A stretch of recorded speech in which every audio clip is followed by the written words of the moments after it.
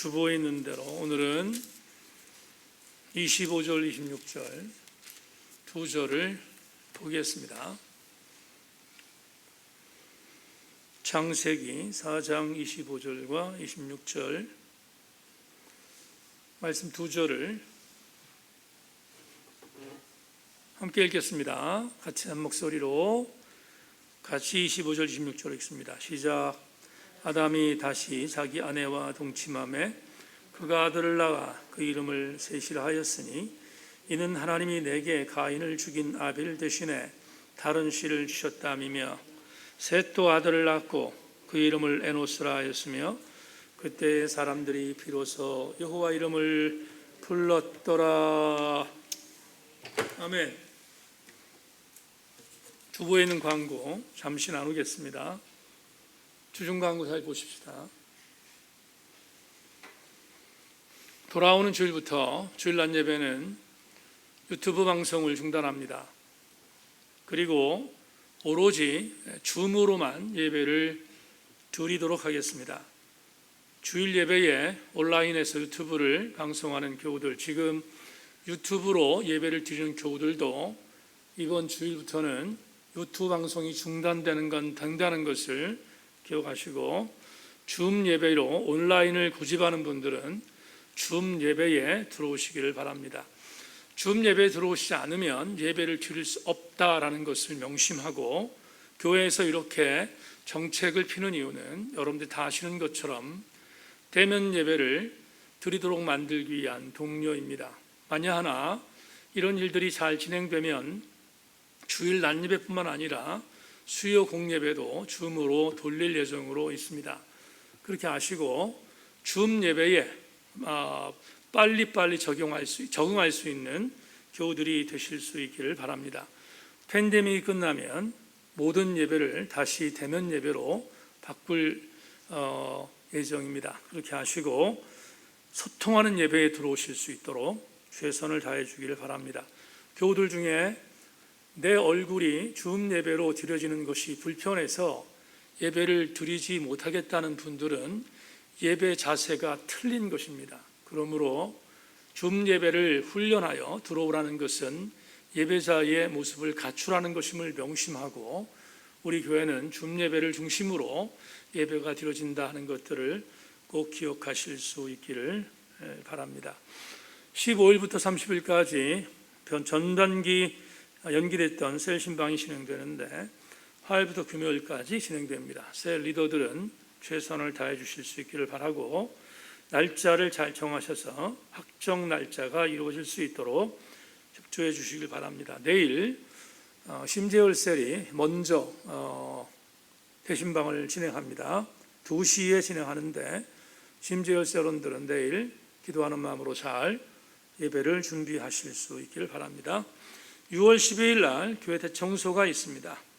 장마를 준비하고 대비하는 이런 사역에 우리 교우들 전체가 최선을 다해서 아름답게 내교의 의식을 갖고 섬겨주시길 부탁하고, 남성 교우들은 도색을 합니다. 기억하실 수 있기를 바랍니다.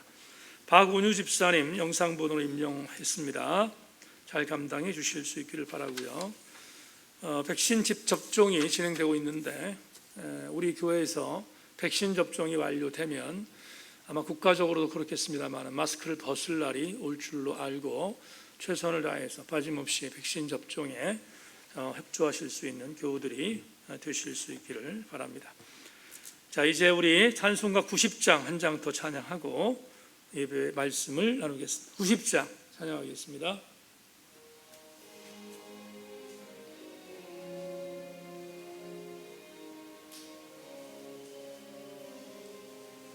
주 예수 내가 알기 전 날 먼저 사랑했네. 그 크신 사랑 나타나 내 영혼 거듭났네. 주 내 맘에 늘 계시고 나 주의 아래 있어 저 포도 비유 같으니 참 좋은 나의 친구. 내 친구 되신 예수님 날 구원하시려고 그 귀한 몸을 버리사 내 죄 대속했네. 나 주님을 믿으며 그 손을 의지하고 내 몸과 마음을 바쳐서 끝까지 충성하리. 내 진실하신 친구여 그 은혜 내려주사 날 항상 보호하시고 내 방패 되옵소서. 그 풍성한 참 사랑을 네 능히 끊을 소냐. 날 구원하신 예수는 참 좋은 나의 친구. 아멘. 네, 오늘 저녁 예배 말씀을 나누기 앞서서 한 가지만 더 권고하겠습니다.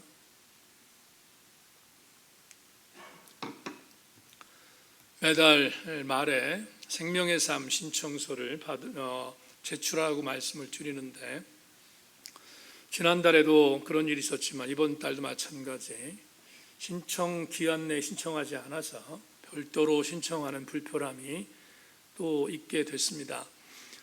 교우들에게 다시 한번 당부드리지만 신청의 날짜에 맞추어서 신청해 주실 수 있기를 부탁드리고, 오늘 이정화 전사님이 충주의 기독교 선임에 가서 생명의 삶을 일부러 사갖고 오늘 예배에 나왔습니다. 이러한 일들이 이루어지지 않도록 앞으로 좀 더 여러분들이 책임지고 그렇게 생명의 삶을 구입하실 수 있도록 협조해 주길 바라고요. 오늘 예배 끝나고 나서 이정환 선사님이 좀 여분으로 사갖고 온 줄로 믿는데, 부탁하신 분도 찾아가시고, 그리고 혹시나 필요하신 분들이 있으면 생명의 삶을 구입해서 가실 수 있기를 여러분에게 권고하겠습니다. 그렇게 알고 유념해 주실 수 있기를 바랍니다. 기도하겠습니다. 주님, 수요 저녁 예배에 모였습니다. 교회 공동체에 나온 교우들, 기대하는 마음으로 나온 줄로 믿는데 말씀에 접목함이 잘 이루어져서 나온 것에 대한 기대감이 충만하고 돌아갈 수 있도록 인도하여 주시옵소서. 하나님, 우리 마음을 주께서 열어주시고 승리하는 귀한 이 시간 되기를 소망하며, 대면 예배 나온 모든 교우들 하나님 강복하여 주시옵소서. 예수 그리스도의 이름으로 기도 올리옵나이다. 아멘. 말씀에 기대를 거십시다. 인사합니다. 말씀에 기대를 거십시다. 오늘 창세기 27번째 여러분과 나눌 말씀의 제목은 비로소라는 제목을 갖고 말씀의 은혜를 나누겠습니다. 제가 요즘에 아주 흠뻑 빠져있는 나태주 시인의 시를 하나 읽어드리면서 설교를 시작하겠습니다. 제목이 비단강이라는 시인데 여러분에게 시 한 편을 읽어드립니다.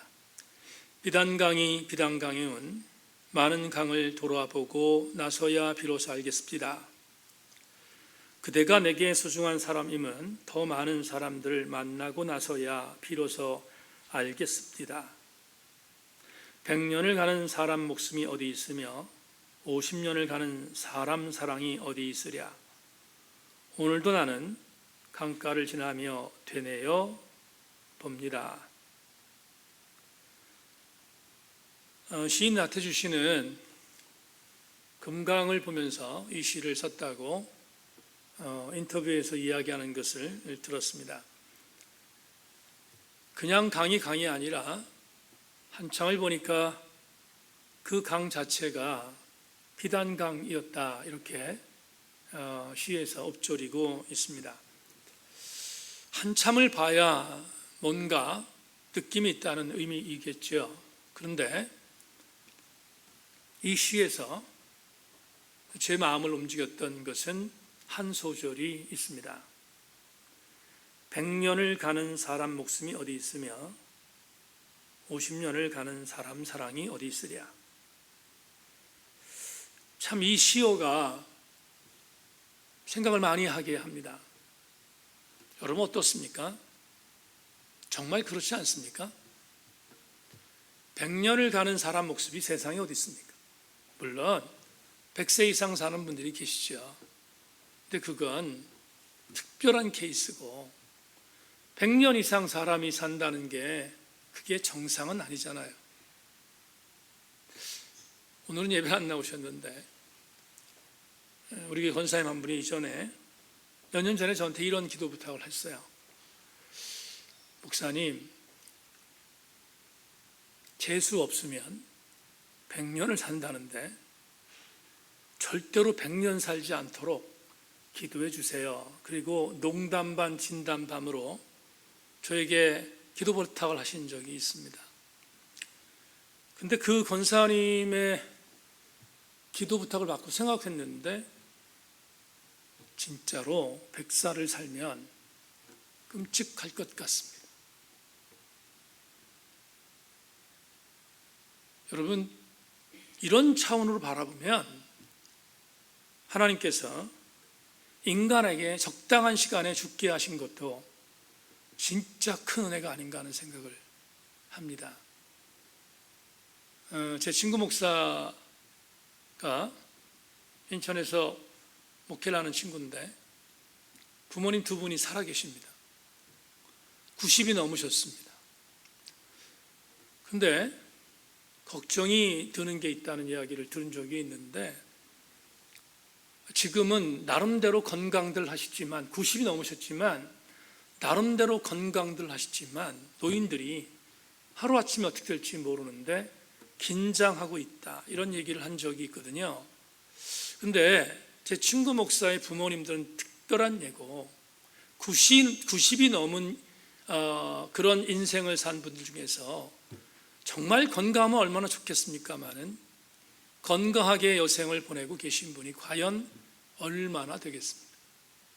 그렇다면 진짜로 적당한 시간 내에 하나님께서 좀 아쉽다 그럴 때 부르시면 그게 복이 아닐까 하는 생각을 나름대로 해보게 됩니다. 여러분, 인간은 적당한 시간이 되면 죽습니다. 저도 그렇고요. 여러분들도 마찬가지입니다. 죽음을 피할 수 있는 인간은 단 한 명도 존재하지 않습니다. 성경은 이르기를 인간은 아담이라고 정의하고 있습니다. 인간이 아담이다. 여러분, 왜 인간이 아담일까요? 인간을 만든 재료가 아다마이기 때문에 그렇습니다. 아다마라는 히브리어는 흙이라는 단어입니다. 다시 말하면 인간은 흙으로 만들어졌기에 흙으로 돌아갈 날이 반드시 있음을 성경이 제시하고 있기에 첫사람의 이름을 아담이라고 지은 것입니다. 창세기 3장 19절에 이렇게 말씀하고 있죠. 내가 흙으로 돌아갈 때까지 얼굴에 땀을 흘려야 먹을 것을 먹으리니 내가 그곳에서 취함을 입었음이라. 너는 흙이니 흙으로 돌아갈 것이니라 하시니라. 우리 인간은 예외 없이 흙으로 지어졌습니다. 그래서 흙이라는 단어가 아다마이고 그 아담아에서 아담이 나온 것입니다. 이 말은 인간은 유한한 존재가 아니라는 뜻입니다. 인간은 천년 만년을 살 수 없는 존재라는 것입니다. 다시 한번 강조합니다. 인간은 아담아에서 왔기에 아담이고 그러므로 인간은 죽습니다. 그것이 인간의 명제입니다. 그런데 오늘 본문을 보면 오늘 본문에 아담이라는 단어, 흙이라고 하는 아다마에서 온 아담이라는 단어와 히브리어 어원이 똑같은 단어 하나가 등장합니다. 본문 26절을 보죠. 26절 여러분 자막 보십시오. 셋도 아들을 낳고 그의 이름을 에노스라 하였으며 그때 사람들이 비로소 여호와의 이름을 불렀더라. 셋이라고 하는 사람의 아들 이름이 에노스다 이렇게 말합니다. 근데 이 에노스라는 단어가 히브리어 아나시에서 나온 단어입니다. 이 아나시가 뭐냐? 아나시가 사람이란 뜻인데, 인간이란 뜻인데, 이 아나시가 아다마와 같은 어원입니다. 그렇다면 이런 의미가 있겠죠. 에노스나 아다마나 같은 의미가 있다. 흙이나 아나시는 같은 의미가 있다. 이런 말이 될 텐데, 근데 아나시, 에노스는 또 다른 의미가 있습니다. 여러분, 아다마는 흙이라는 단어이지만 에노스라는 단어는 또 다른 의미가 있는데요. 어떤 의미가 있는가? 이런 의미가 있어요. 그릇이 있지 않습니까? 그릇을 이 바닥으로 던지면 깨지잖아요. 아나시가 무슨 뜻이냐면 그릇이 깨진다, 깨진다는 뜻이에요. 깨진다라는 단어가 아나시입니다. 그 단어에서 에노시가 파생된 거예요. 또 하나, 깨지는 것뿐만 아니라 말할 것도 없이 조금 전에 말했습니다. 죽는다, 그런 의미가 있어요. 그러니까 에노스라는 이 단어는 깨지기 쉬운 인간, 연약한 인간, 죽을 수밖에 없는 인간, 이런 뜻을 갖고 있다 이 말입니다. 자, 그러면 이 에노스의 아버지의 셋을 한번 추적해 보십시다. 왜 셋이 자기 아들을 하고 많은 이름 중에서 에노스라고 지었을까? 추적해 보십시다. 25절 다시 보겠습니다. 아담이 다시 자기 아내와 동침하매 그가 아들을 낳아 그의 이름을 셋이라 하였으니 이는 하나님이 내게 가인이 죽인 아벨 대신에 다른 씨를 주셨다 함이며. 한 번 더 읽어볼게요. 여러분 따라오십시오. 아담이 다시 자기 아내와 동침하매 그가 아들을 낳아 그의 이름을 셋이라 하였으니 이는 하나님이 내게 가인이 죽인 아벨 대신에 다른 씨를 주셨다 함이며. 이 구절을 보면 중요한 하나의 어떤 지식을 얻게 되는데요. 여러분, 셋이 누구라고 했습니까? 분명히 25절에 이렇게 말합니다. 아담이 아내와 동침해서 얻은 아들. 근데 부연 설명이 이렇게 나오잖아요. 하나님이 내게 가인이 죽인 아벨 대신에 다른 씨를 주셨다고 고백했다고 말해요. 그 말은 분명한 창세기 기자가 이런 의미를 갖고 있는 거예요. 뭐냐 하면 하나님께서는 가인의 계보를 통해, 우리가 4장 첫 번째 봤던 가인의 계보를 통하여 당신의 구속사를 이루지 않겠다는 결단을 했다는 거예요. 하나님은 가인의 계보를 인정하지 않았다는 거예요. 그러면 어떤 의미를 갖고 있는가? 가인의 계보를 통하여 구속사를 이루지 않고 또 다른 분명히 하나님이 계획하신 계보를 주셔서 그 계보를 통하여 구속사를 이루시겠다는 의지가 25절에 있단 말이에요. 그러면 대체자의 의미가 셋인데, 대체자, 가인 대신에 가인이 죽인 아벨 대신에 대체자의 의미가 있다고요. 그러니까 아벨을 통하여 뭔가 구속사를 이루려고 했는데 아벨이 없어졌단 말이죠. 그러니까 아벨을 대신하여, 가인이 아닌 아벨을 대신할 수 있는 대체자를 내가 줄 것인데 그가 바로 누군가? 셋이다, 이렇게 말하고 있는데요. 히브리어 세트라는 단어가, 세트가 셋이거든요. 이 단어가 무슨 뜻이냐? 대신하는 사람이란 뜻이에요. 이해하셨죠? 대신하는 사람이란 뜻이 셋이란 말이죠. 그래서 셋은 하나님의 계획하신 계보예요. 아벨이 죽은 뒤에 아벨을 대신하여 계획하신 구속사의 계보가 셋이라는 거예요. 그러니까 셋은 대단히 의미 있게 태어난 아들이죠. 하나님께서 아벨을 포기하지 않은 것이죠. 아벨의 대신자 셋을 이 땅에 태어나게 하신 거예요. 그러면 셋은 뭘 알고 있냐면, 본인이 오늘 여기 지금 25절에도 말하고 있지만 셋은 이미 이걸 알았어요. 하나님께서 나를 이 땅에 보내신 이유는 아벨을 대신하여 나를 통하여 하나님의 위대한 일을 계획하실 것이라는 선 믿음이 셋에게 있었다는 거예요. 여러분, 장로기 신학대학의 하경택 교수가 쓴 주석을 제가 읽어드리겠습니다. 그의 이름 쉐트는 히브리 말로 기초, 토대를 의미한다. 셋은 바로 하나님의 구원 역사에서 새로운 토대를 이룬 인물이라는 것이다. 여기에서 우리는 가인과 라멕으로 이어지는 불행한 죄악의 역사와 셋과 노아로 이어지는 하나님의 구원의 역사가 철저하게 대입되고 있음을 알 수 있다. 셋은 본인이 하나님께 쓰임받는 계보라는 것을 알았어요. 그러니까 오늘의 언어로 말하면 셋은 하나님의 선택된 백성이라는 믿음을 갖고 있었다 이 말이에요. 아벨을 대신했으니까. 그래서 셋은 막 살지 않은 거예요. 여러분, 셋이 막 살지 않았다는 의미가 뭔지를 오늘 26절이 우리한테 제공하고 있어요.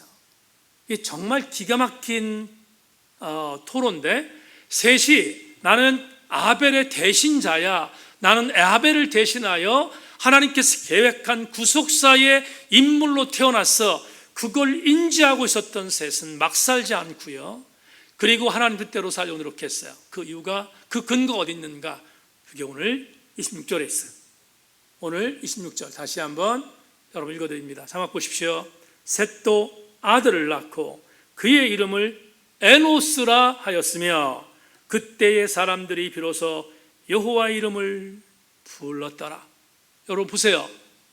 조금 전에 설명했는데, 제가 제 아들을 낳고 나서 이름을 지을 때 사도 요한과 같은 존재가 되라, 그래서 요한이라는 이름을 지어줬어요.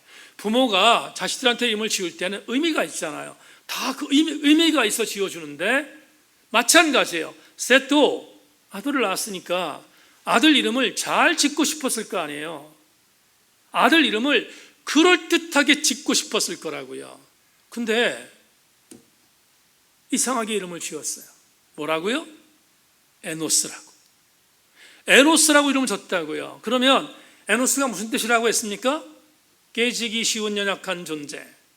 인간은 반드시 뭐하는 존재? 죽는 존재. 이런 이름을 갖고 있는 아들 얼마나 기가 막히겠습니까? 그 이름을 지어준 아버지 이름은 또 얼마나 아프겠어요. 근데 분명한 사실은 대체자였던 셋이 자기 아들 이름을 에노스라고 지은 것은 어마어마한 영적인 통찰력이 있는 거예요. 뭡니까?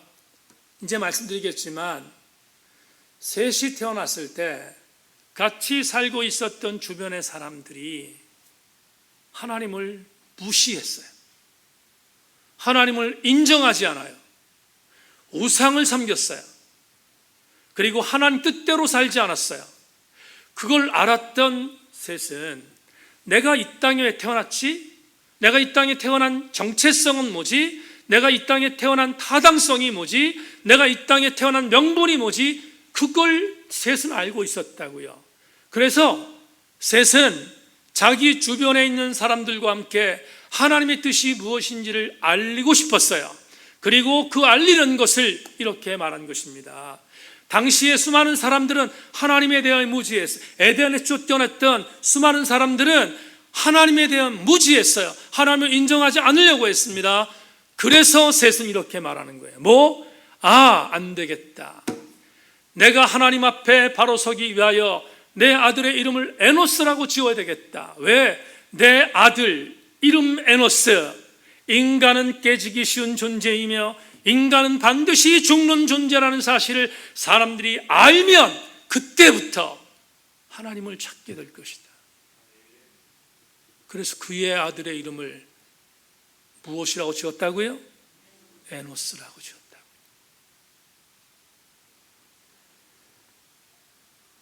이 점은 오늘 신앙생활하는 저와 여러분들에게 대단히 중요한 영적인 통찰을 주는 말씀입니다.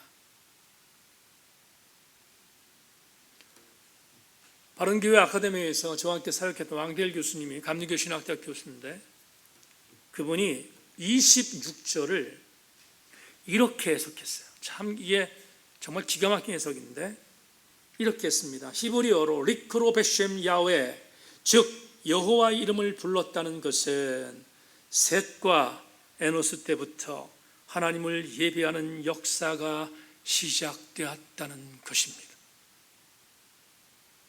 기가 막힌 성찰 아닙니까? 여러분, 여호와 이름을 불렀어요. 언제부터? 에노스가 태어나서부터. 그러니까 다시 얘기합시다.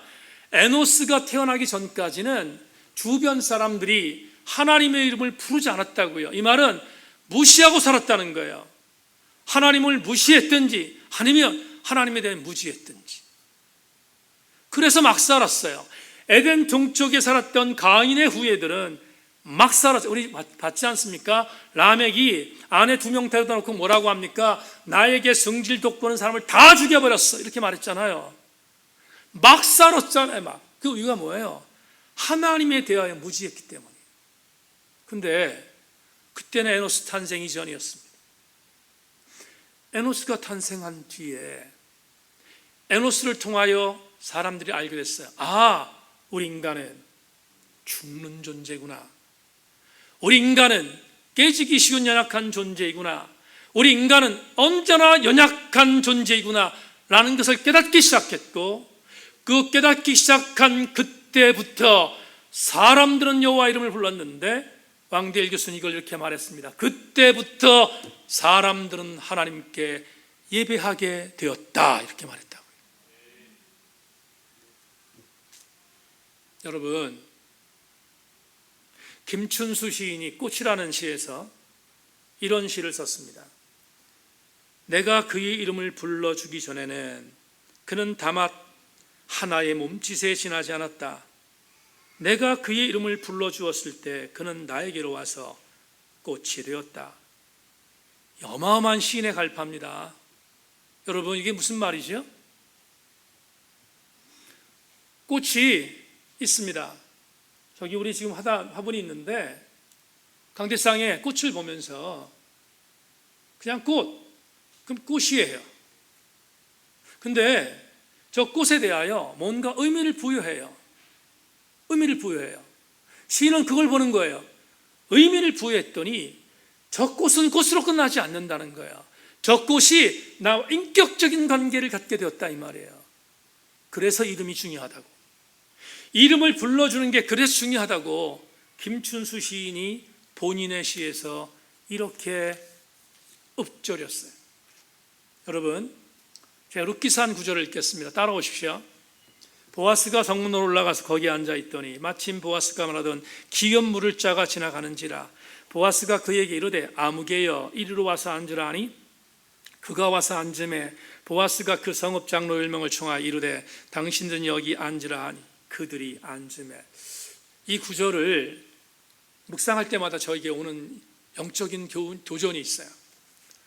여러분, 룻이 보아스와 결혼하기 앞서서 보아스가 율법에 대한 원칙을 지켜야 될 일이 생겼는데, 이스라엘 율례로는 어떤 여인을 취하려면 그 여인이 자기 아내가 되기 위해서 가장 서열, 우리 오늘의 언어로 가장 서열이 앞선 사람이 취할 수 있는 능력이 있어요. 자격이 있다고. 그런데 보아스는 2순위였어요. 1순위가 아니고 룻을 차지할 수 있는 2순위였다고요. 1순위가 포기해야만 본인이 룻을 아내로 취할 수 있어요. 근데 보아스가 그를 만나러 가잖아요. 기업을 물을 의미를 물어보기 위해서 만나러 가요. 근데 룻기서의 저자가 이렇게 씁니다. 자기보다 룻을 취할 수 있는 서열 1순위의 사람의 이름을 이렇게 불러요. 아무개여, 이렇게 부른다고. 아무개여. 영어 성경을 보면 search one 이렇게 되어 있거든요.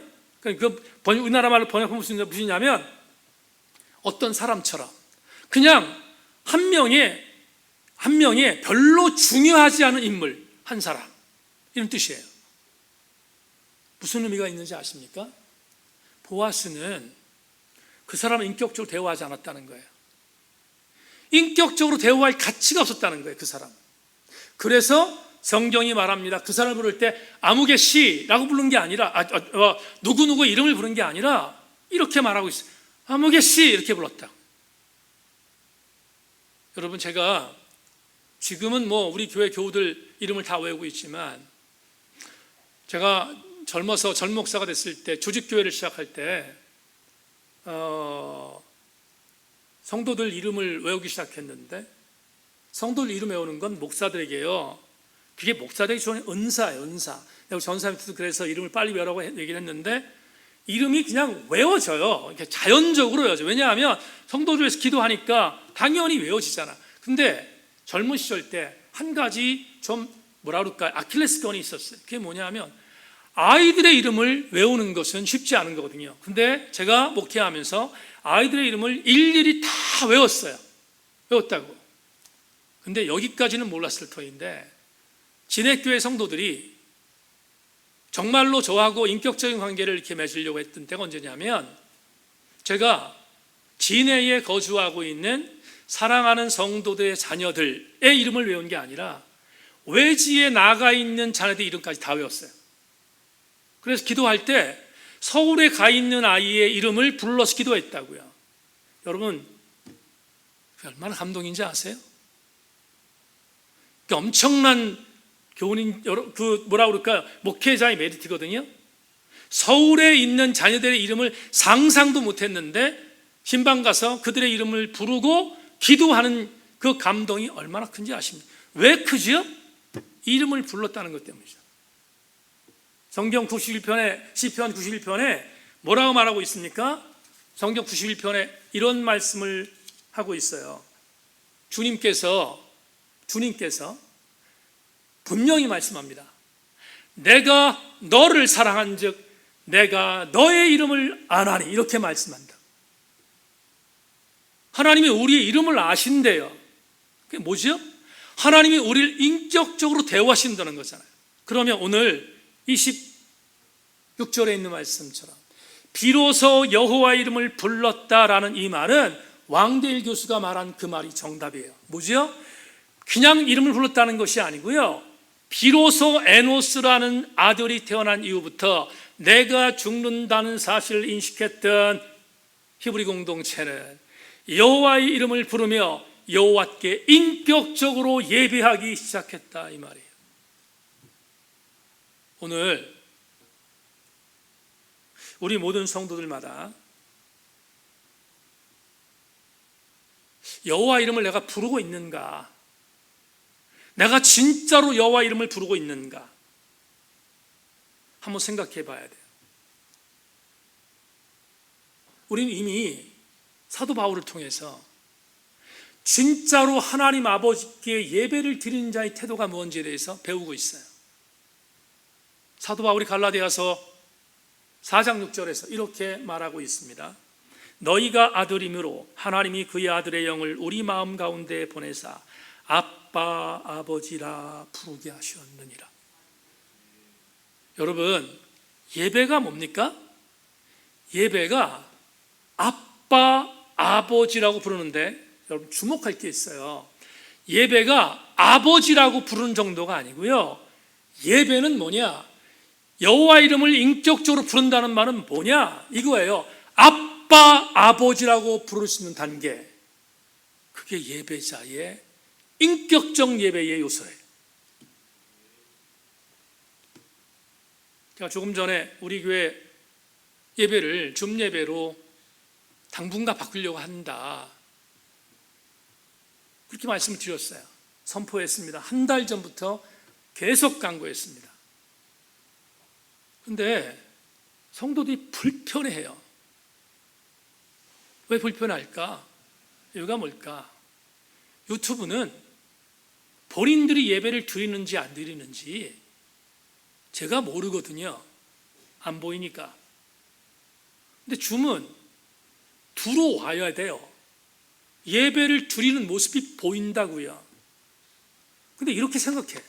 어떻게? 와, 내가 예배 드리는 모습이 보이니까, 목사님이 보니까 불편한 거예요. 그래서 줌 예배를 안 들어오려고 하는 이유가 거기 있어요. 이게 얼마나 황당한 일인지 아십니까? 담임 목사가 보기에 불편한 정도로 예배를 드리고 있는데 어떻게 그 사람이 예배자일 수 있어요? 하나님 앞에서. 안 그렇겠습니까? 여러분, 담임 목사가 까칠하다고 생각한 게 아니라 한번 상식적으로 생각해 보세요. 담임 목사가 얼굴을 보면서 예배 드릴 때 내 모습을 보고 있는 게 불편해 보여. 예배자의 모습이 아니니까 불편해 보여. 왔다 갔다 하고 등등 엉망진창으로 예배 드리니까 불편해 보여. 그 정도면 하나님께 예배 드리는 자의 모습은 이미 포기한 거 아닌가요? 그건 막아야지. 그건 막아야 되잖아. 그게 예배자잖아요. 고든 웨남이라는 신학자가 이런 이야기를 합니다. 이 두 사람이 누구냐면 셋과 에노스입니다. 셋과 에노스는 예배라는 행위에서 기도라는 수단을 통해 처음으로 하나님을 야훼라고 부르기 시작했음을 의미한다. 여러분, 예배를 통하여 하나님이 내 하나님이야. 그래서 그분의 이름을 부른 거예요. 그게 뭐지요? 그게 예배라고. 그게 예배라고요. 어제 제 생년월일이 1961년 4월 21일입니다. 근데 그 4월 21일이 음력인 줄 알고 저한테 생일을 맞아서 목사님 축하합니다. 그래서 몇 분이 케이크도 준비해서 오셨고요. 그리고 또 케이크도 이렇게 케이크 준비한 것뿐만 아니라 이렇게 카드 써서 오셨어요. 근데 그 카드를 봤는데 지체 한 명이 이렇게 선택했었어요. 목사님, 하나님과 관계의 연을 맺게 해주셔서 감사합니다. 그 지체가 그랬거든요. 하나님과 관계를 갖고 있다는 자체가 뭡니까? 나는 그 지체가 그렇게 편지를 써서 보냈는데 얼마나 고마웠는지 몰라요. 왜냐하면 그만큼 성장했다는 것 때문에 정말 너무 감사했어요. 여러분, 하나님과 관계를 맺고 있다는 게 뭡니까? 나는 지금 하나님께 예배를 드리고 있다는 거잖아요. 우리는 오늘 이상의 해석을 통하여 아주 중요한 교훈을 수요예배의 창세기 28번째의 설교의 레마로 받겠습니다. 네, 자막 보죠. 지금 에노스를 설명했습니다. 비로소라는 단어를 제목으로 삼고, 제가 건너뛰었지만 제목으로 삼고 오늘 여러분과 함께 말씀을 나눕니다. 그런데 이상의 해석을 통하여 우리는 대단히 중요한 영적인 교훈을 하나 받아야 합니다. 다 같이 읽겠습니다. 시작. 내가 아무것도 아님을 진정성 있게 깨달을 때 우리는 진실한 예배자가 된다는 것입니다. 다 같이 아멘. 자, 이게 무슨 말인지를 설명하고 설교를 맺겠습니다. 여러분, 베드로가 첫 번째 소명을 받을 때 주님이 오셔서 깊은 데 가서 그물을 던지라고 했잖아요. 그때 그 메시지를 다시 한번 여러분에게 누가복음 있는 말씀 읽겠습니다. 시몬이 대답하여 이르되 선생님, 우리들이 밤이 새도록 수고하였을 때 잡은 것이 없지만은 말씀에 의지하여 내가 그물을 내리다 하고 그렇게 하니 고기를 잡은 것이 많아 그물이 찢어지는지라. 이에 다른 배에 있는 동무들에게 손짓하여 와서 도와달라 하니 그들이 와서 두 배의 채움에 잠기게 되었더라. 시몬 베드로가 이를 보고 예수의 무릎 아래 엎드려 이르되 주여, 나를 떠나서 나는 죄인으로소이다 하니, 분명한 사실은 베드로가 본인이 할 수 있는 것이 있다고 믿었을 때 그는 주님 앞에 진정성 있게 다가서지 않았어요. 내가 깊은 데 가서 그물을 던졌네요. 한 마리도 못 잡았어요. 뭔가 자기가 했다는 사실에 대한 부분들을 토로한 것입니다. 근데 주님 말씀하신 대로 깊은 데 가서 그물을 던져서 고기를 잡았다. 한 마리도 못 잡았던 베드로가 그물을 잡았어요. 들어왔어요. 육지에 들어와서 그가 어떻게 했는가? 이렇게 말합니다. 무릎 아래에 엎드렸다 이렇게 말하잖아요. 여러분, 베드로는 자신이 무언가를 할 수 있다고 생각했을 때 그런 진정한 예배자가 아니었어요. 그런데 그가 아무것도 할 수 없었던 존재라는 사실을 인식하니까 제일 먼저 한 것이 뭔가? 주님 앞에 예배하는 자가 된 것입니다. 한 구절 더 볼까요? 요한복음 21장 17절. 주께서 세 번째 내가 나를 사랑하느냐 하심으로 베드로가 근심하여 이르되 주님 모든 것을 아시오매 내가 주님을 사랑하는 줄을 주님께서 아시나이다. 예수께서 이르시되 내 양을 먹이라. 이상하죠? 기베라 바닷가에서 고기 잡고 있었던, 낙탕했던, 예수님을 부인했던 베드로에게 지금 찾아가셔서 3번이나 물으셨잖아요. 베드로야, 너 이 사람들보다 더 나 사랑하니? 라고 물으셨어요. 한 번 물으신 게 아니고 2번 물으신 게 아니고 몇 번? 3번 물으셨잖아요. 왜 3번 물었을까? 김영복 목사님이 3번 물었다라는 것을 기가 막히게 해석했는데, 한 번 물을 때 한 번씩 부인한 게 생각나게 하셨다. 기가 막힌 해석이잖아요. 그러면 주님이 베드로를 책잡기 위해서 그랬나? 너 꽁에서 너 나 부인했어? 너 저주와 맹세하면 나 부인했어? 그거 책잡기 위해서 물으신 건가? 김 목사님의 설교를 듣다가 그 생각이 아니라는 걸 알았어요. 뭔가 주님은 첫 번째 베드로, 요한아들 시몬아, 네가 이 사람보다 더 나를 사랑하느냐를 물으셨을 때 첫 번째 나를 부인한 것에 대하여 깨닫게 하셨고, 두 번째 내가 이 사람들보다 더 나를 사랑하냐를 물으셨을 때 베드로의 2번째의 부인이 생각나게 했고, 3번째 물으셨을 때 3번째 부인했던 걸 생각나게 했다. 그 결정적인 게 뭐냐? 책잡기 위한 것이 아니라 주님은 이렇게 말씀하셨다는 거야. 한 번마다 부인한 것이 생각날 때마다 주님께서 이렇게 말씀하셨다는 거야. 베드로야, 내 양을 먹여라. 베드로야, 내 양을 쳐라. 베드로야, 내 양을 먹여라. 이렇게 확신을 주었다는 거예요. 여러분, 책 잡으려면 주님이 2번째 미션을 주지 않아요. 그런데 주님은 베드로에게 실패했어. 너 나 죽음까지 무릅쓰고 나를 지킨다고 했지? 근데 너는 아무것도 나한테 한 것이 없다. 네가 그런 존재야. 너 그것을 인정해야 돼. 너는 나를 지킨다고 했지만 나를 3번 부인했어. 그러나 베드로야, 나는 너를 이 사람들보다 더 사랑함으로 내가 너에게 나의 사랑하는 양들을 맡길 테니 먹여라, 쳐라, 먹여라 말씀하심으로 베드로에게 주님은 당신이 너는 아무것도 아닌 것을 알 때 비로소 나를 예배할 수 있는 존재가 된다는 것을 인식하게 하셨다는 거예요. 수예배 나오신 사랑하는 교우 여러분, 저는 우리 세인교회 속되는 성도들, 지금 대면 예배 나온 성도는 물론이거니와 오늘날 예배에서 불편해서 나오지 않았든 귀찮아 나오지 않았든 상관없습니다.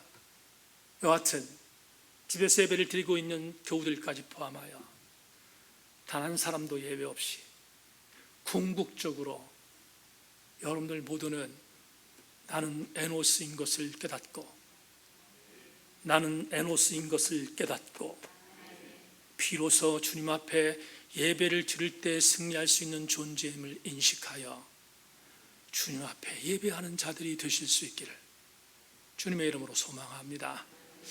말씀 맺겠습니다. 20세기의 선지자라고 하는 아이든 토저가 하나님이 원하시는 진짜 예배자라는 책에서 이런 글을 썼습니다. 모세가 떨기나무에 불은 붙었지만 소멸되지 않는 불꽃을 보았을 때 그는 떨기나무에 예배한 것이 아니라 그 떨기나무 속에 거하신 하나님과 하나님의 영광에 예배한 것이다. 여러분, 참 유감스럽게 우리 세인교회 성도들도 예배는 아닙니다. 유감스럽게 왠지 모르게 떨기나무 붙들고 있는 사람 너무 많습니다. 떨기나무 예배 드리는 사람 너무 많습니다. 그런데 떨기나무는 아무것도 아닙니다. 그러면 무엇이 우리가 예배할 대상입니까? 떨기나무 속에 거하시는 하나님이시지 않겠습니까? 그분이 우리가 예배할 존재이지 않겠습니까? 모쪼록 저는 떨기나무와 같은 이름을 불러서는 안 되는 존재에게 예배하는 자들이 아니라 나는 죽을 것입니다. 나는 아무것도 아니기 때문입니다. 나는 주님 없이는 날마다 깨지는 존재입니다. 나는 주님 없이는 날마다 약한 존재일 수밖에 없습니다. 를 고백하는 자가 될 때 비로소 나는 떨기나무를 붙든 자들이 아닌 떨기나무 속에서 나를 보시는 살아계신 하나님께 예배하는 자가 되는 것을 확신하고 우리 모든 교우들마다 비로소 여호와 이름을 부르는 진짜 에노스들이 다 되실 수 있기를 주님의 이름으로 축원합니다. 하나님 감사합니다. 오늘 수요 예배를 통하여 주신 말씀을 가슴으로 받았습니다. 에노스임을 부인하는 자들은 주님을 예배하지 않습니다. 그러나 내가 에노스인 것을 아는 자는 주님께 예배하게 될 줄 믿고 우리 모든 새인교회 성도들은 에노스 되게 하여 주옵소서. 아버지 하나님, 비로소 여호와 이름을 불렀던 에노스 시대부터 하나님의 예배하는 자들이 모아졌던 것처럼 우리 교회도 하나님의 이름을 인격적으로 부르는 예배자들이 승리하는 우리 교회 되게 하여 주시옵소서. 예수 그리스도의 이름으로 기도하옵나이다.